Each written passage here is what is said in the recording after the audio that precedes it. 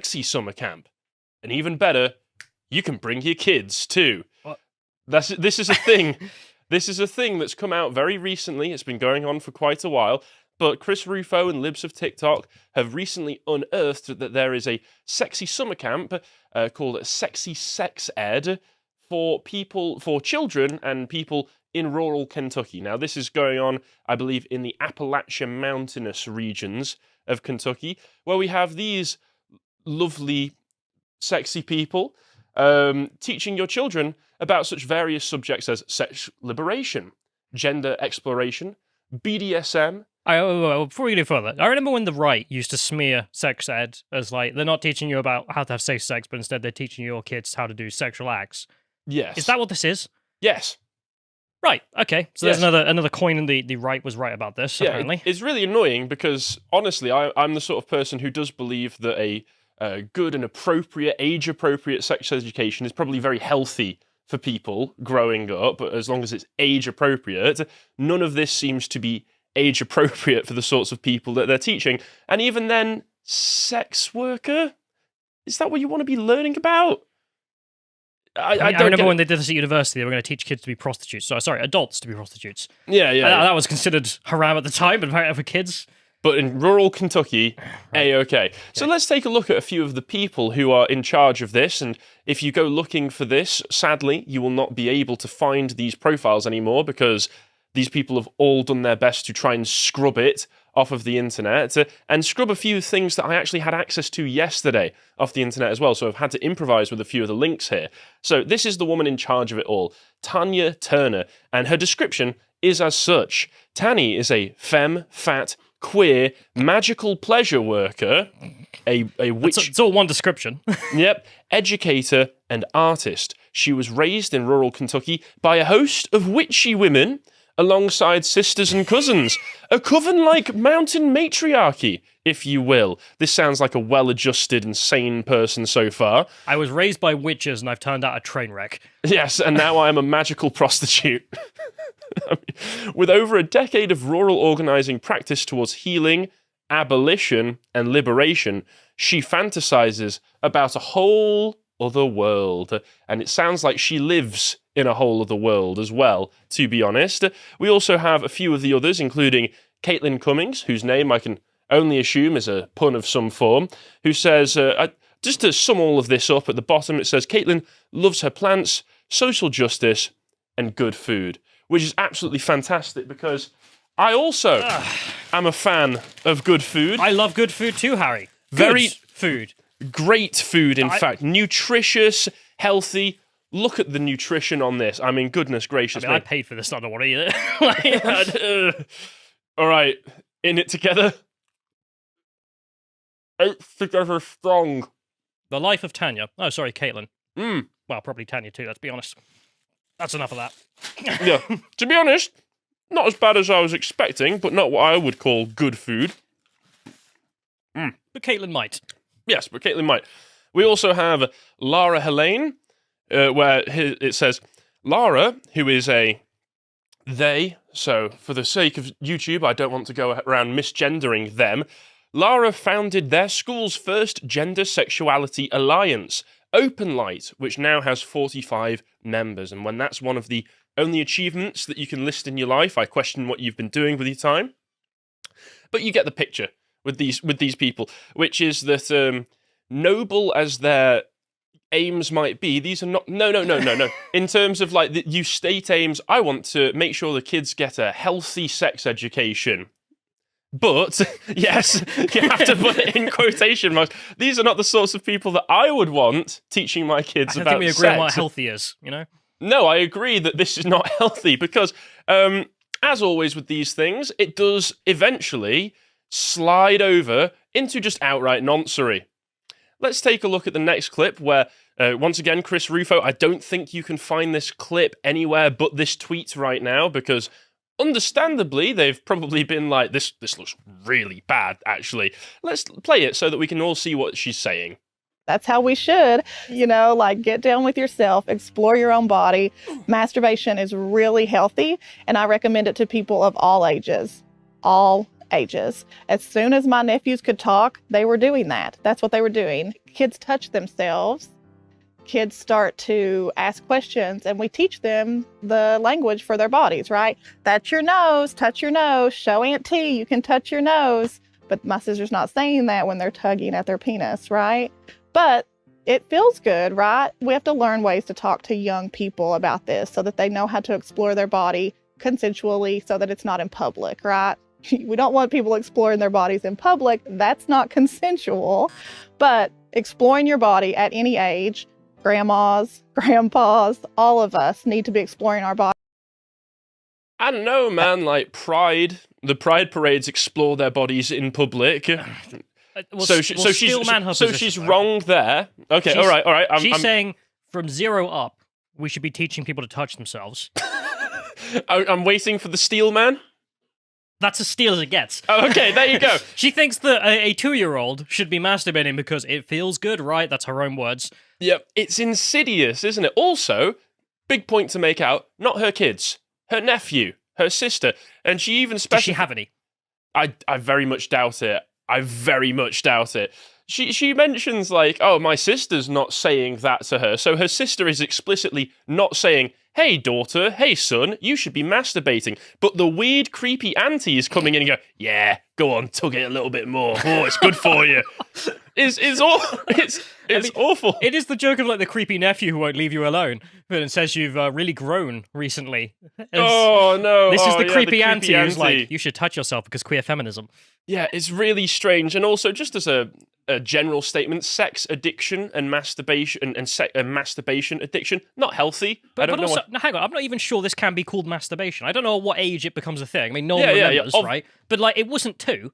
No, it really wasn't too. Your job as a guardian, an adult around children, should be to sort of guide them in the right direction. And I don't think this is guiding them in the right direction.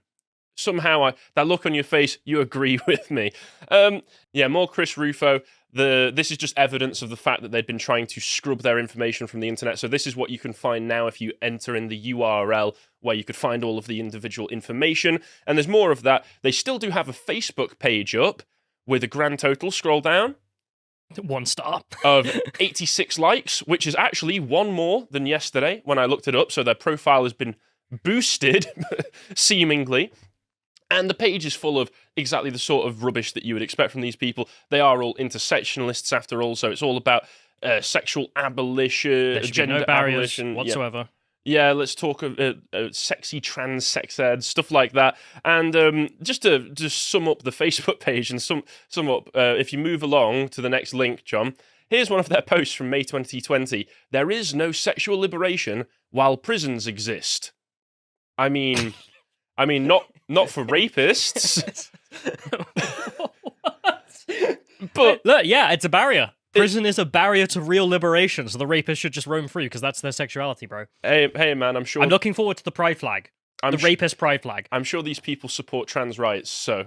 I was thinking more in general as well, not just those in prison for rape. Obviously in general, but it seems like with these sorts of people, you can only get a package deal. They have one talking point. They will share all of the talking points. I was actually quite surprised that she at least agreed with me on one thing, which is not in public. I mean, she's actually going against her own ideology. Actually, you've got a point there. It's very rare that you hear them say, maybe keep it behind closed doors. If you're going to molest your kids, keep it behind closed doors. No, but I mean, she said that she didn't want you masturbating in public. Yeah. And it's like, okay, that's a barrier. That's a really low bar. But then, through her own ideology, her own group, that's a barrier, lady. Why are you kink shaming?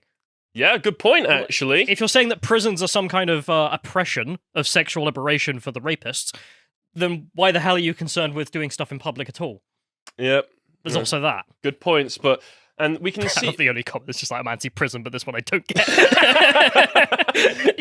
even one of their 86 fans is like, dude, you've lost me here. Come on. What does this mean?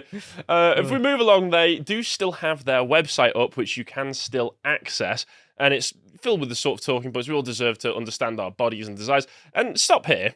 Here's a description of their stuff. Sexy Sex Ed is a workshop series that compels teenagers and people of all ages to openly discuss personal and political consent. sexual safety, and anatomy. Now, I've got a question because I really don't understand this. What's political consent? I don't know. I don't know either. Is that when you politically agree with the person you're effing? Like, I imagine that's the only thing that I can Google understand. Which, look it up for me, because it just sounds to me like the sort of thing where it's like, I have to. Did you vote Democrat? No. Then sorry, pants are going back on. Political concept has turned up, and that's not me misspelling it. Maybe it's a very unique and narrow field that only these guys cover. You know, it's really confusing. And then they've got more using visual and performance art, open dialogue, and popular education methods. Sexy sex ed fills a vital gap in reproductive education as a creative, cultural healing solution in rural Appalachia. Performance art. Do you remember that meme? I'm a performance artist. Yeah. For people's deep, dark fantasies. That's what I'm imagining this is. It really is. I think scroll down, because there was a video that I could watch. Yeah. I watched the video yesterday. Gone. Moved by the uploader. These guys saw that Chris Rufo shared them and have gone into full damage control. I am honestly shocked that the website is even still accessible, because it doesn't look like they're getting much good coverage from anybody, which is kind of understandable. Sadly, the actual Sexy Sex Ed summer camp it's been going on for about 10 years, and the most recent one already happened last year, and that's where I'm getting a lot of the information from. They didn't actually do it in person because of COVID. They did it over But that means FaceTime. there's been 10 years of cohorts that they've... Yes, 10 years of intersectional brainwashing of children, which I'm not shocked. There's probably been much more of that than just these people. In fact, there has been much more than that. Yeah, the video actually explained that when they started off, they wanted to sort of have parents in attendance to make sure the parents could overlook everything. But I don't know. I somehow doubt that's going to be something that they carried on, but that's just speculation on my part. But let's also take a look at the workshops. Once again, these documents were available yesterday and actually had the link up for them, but we go to look for them today, all of a sudden everybody's access has been revoked. Click on the images just so that we can see them. I'll just take you on a run-through of the sort of stuff that they're teaching about. So, Sex with Me, Self-Pleasure Workshop. This workshop will include discussion, games, and some hand-on practice on hands. So they're going to be... For people who don't speak commie gibberish, praxis means doing the thing, so doing the ideology. So when they're like, yes, masturbation praxis, but what is that? Well, it says practice. Oh, sorry, I thought you said praxis. Yeah, I was confused for a moment. Yeah, it says practice on hands, which basically means... Oh, so they're just saying it outright. Yeah, they're just... Okay. It's literally just practice. It's like, here's what do you think this is, kids? I thought they'd at least try and cover it up by saying praxis. That's why I thought you said... But no, they're just going to say the practice. No, so, see, you're used to these sorts of people kind of like... a very thin veil. Yeah, having at least some kind of mask. These people didn't even try that. And there's more, because obviously that sounds very strange. It sounds like an excuse to try and simulate sex acts on teenagers. Sounds like a nonce. Yep, sounds noncy. Reproductive health, the basics and beyond. Facilitators will review some of the basics and beyond of human sexuality, including anatomy and physiology, sexual pleasure, and gender identity, because you've got to throw the gender ideology in there as well. Gender diversity. Participants will learn about sex assigned at birth, which is easily one of my least favourite phrases of the modern era, because it's just nonsense. It's not assigned a penis. Yeah, you're given one by biology. It's an observation of your biology. But biological sex and gender identity, and how and why they might be different from what we learned in school. This one that I'm about to mention doesn't even have a description. It's just a workshop called Over-Sexualization and Policing of Blackness. And you're just left to figure out what that will mean in and of itself. What does this have to do with sex education? Over-sexualization of blackness and then policing of blackness, or... So are you saying that we already over-sexualize them? Here's how to police black people. Stupid sexy policeman making black people too sexy. I don't know what that means. It's really weird. It is really weird. And then if you move over to the next image that he's got here, there's some more ones. So, navigating sex, pleasure, and liberation as a differently abled person. And I believe, this is where we get some of the weird stuff. In this workshop, I will give information, tips, advice, etc. to folks who are differently abled like myself and on the road to sexual liberation, discovering their bodies, being a sex worker, or hiring sex workers, navigating relationships, and more. Could you imagine that conversation? Yeah, You may be disabled, but you could be a prostitute. Yep, And if you're disabled, you can still hire a prostitute. In fact, meet Vicky. This is her future career choice. They're just pairing them up in the classes. Right. I mean, honestly, imagine being like a 13-year-old kid and you go to this. Brad and Melinda, here we go. And you just like, my parents don't give me enough pocket money for a prostitute, sorry. What are you spending your money on, little Timmy, on the weekends? I mean, seriously. Cheap prostitute, surely. Yeah. And then there is actually potentially a useful thing in here for young girls, which is cycle tracking. Fertility awareness is a life-changing system of tracking your body's signs as they change throughout your menstrual cycle. Getting to intimately know what your body is doing and observe its changing throughout the months can teach you all kinds of things about your health and wellness. So, shockingly, some actual useful stuff in there, which is why I hate that this sort of thing is always taken over by crazy ideological leftists, because there is some genuinely useful things for kids to get to know in this sort of stuff. Yeah, also, but she's 2. Good point, John. This is why I think it should be age appropriate, because the laws in Kentucky, I looked them up. If you go along to the next one, obviously I do think that they have to do some sex ed stuff, but for only for half a point. And I'm always also kind of like, is nowadays very hesitant on the idea of state schools teaching sex ed. To be honest, I'm hesitant of state schools teaching anything to anybody. But they have to do required abstinence education. So they have to be told about abstinence from sexual activity is the desirable goal for all school-age children. Fair. Abstinence from sexual activity is the only certain way to avoid unintended pregnancy, sexually transmitted diseases, and other associated health problems. Also fair. Well, it's true. Yes. That is the guaranteed way. It is true. And also, the best way to avoid sexually transmitted diseases and other associated health problems is to establish a permanent, mutually faithful, monogamous relationship. Also true.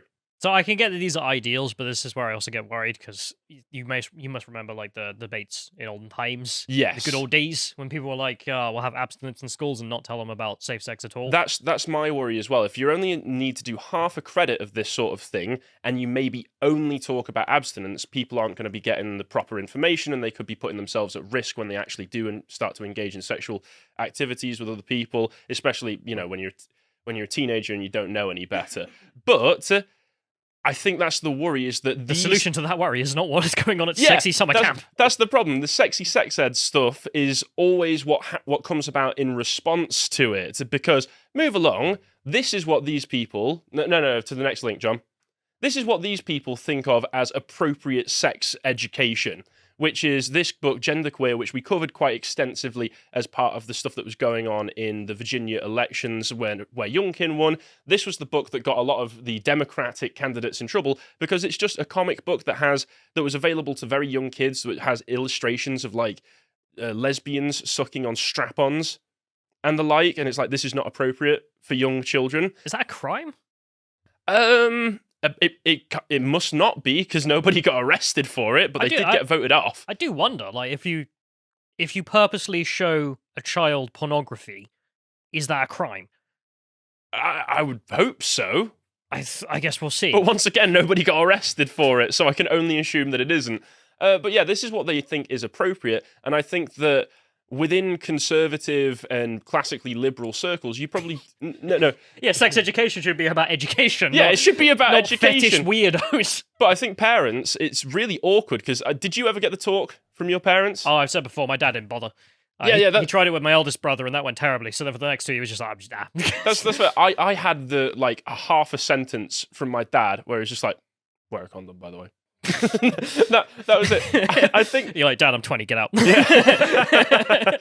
But I think that if we want to be able to take power away from these crazy ideologues, we do need to get a little bit more comfortable with being a bit open with kids about relationships and stuff, at least when it's age appropriate. Well, also because you know that the parent isn't a fetishist. Like, yes, of course, horrible things happen in the world, but there's a much higher chance that as the parent, you're unlikely to do anything super weird and out of place and perhaps nonsense. Yeah, as we've seen with people who are just random strangers who work in the school system. Yes, I absolutely agree. So my takeaway from this is parents, don't send your kids to camps like this. Keep them away from deranged leftists, please.